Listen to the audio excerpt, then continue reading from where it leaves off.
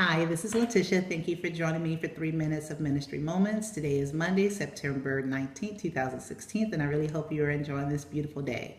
Last week we talked about understanding your loved one's love language, and I hope you had a chance to learn them and to practice them.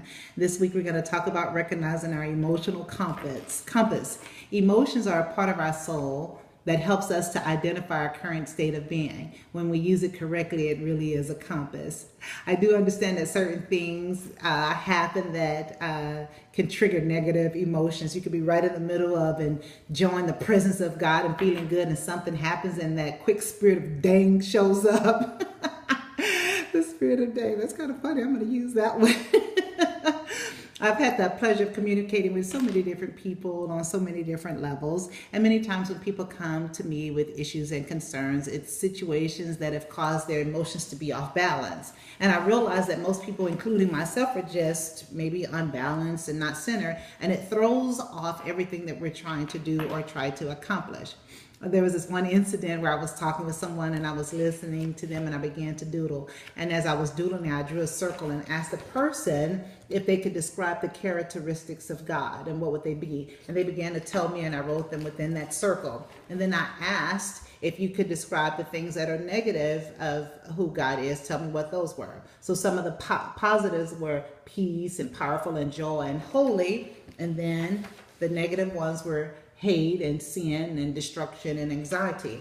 And I told the person to imagine that circle and imagine that this is where God dwells. Anything outside of this is opposite of where you want to be emotionally. So, and I said to check out your current state, and if you are unhappy or happy with your all emotions or at peace, it will tell you where you are on the spectrum.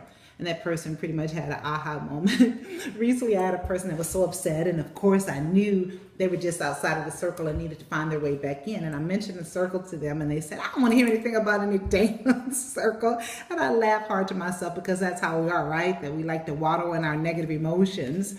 And it's always a hurdle to try to get back in that circle. And they said, "You know what, I'm just going to take a nap." And I was like, wow, that's it. That's exactly right.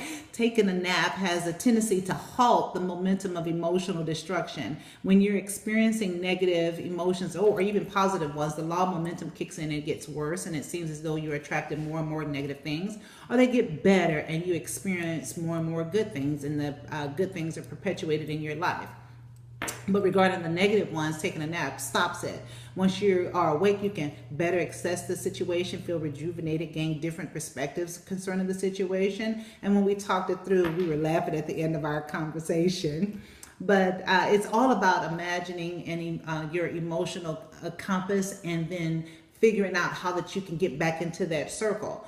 I say that you can use this exercise for yourself. When you draw your circle and remind yourself of where you want to be mentally, emotionally, and spiritually, you know that you're off-centered if you're not feeling happy or at peace. Remember that the thief comes to steal, kill, and destroy, but Jesus Christ came so that you can have life more abundantly until it overflows. And if you're feeling like that you're in emotional distress, my prayer is that you will be able to shift that thinking and get back within the circle so that you can experience all that God has for you, and that you're dwelling in the presence of His grace and His love and His mercy, which is so new every morning.